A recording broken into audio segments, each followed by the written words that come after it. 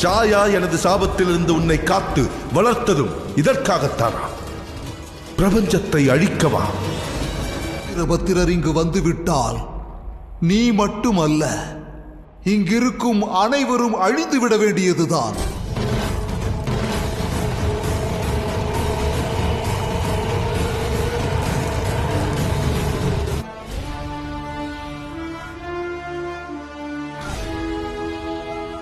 நீ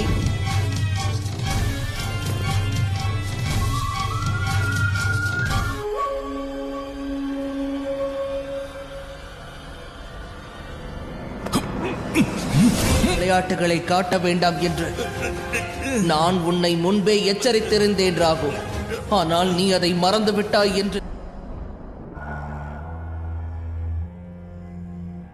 இது உனக்கான கடைசி எதிர்காலத்தில் நீ இவ்வாறு செய்ய முயல் நீயே தேடிக்கொள்வாய் ராகு.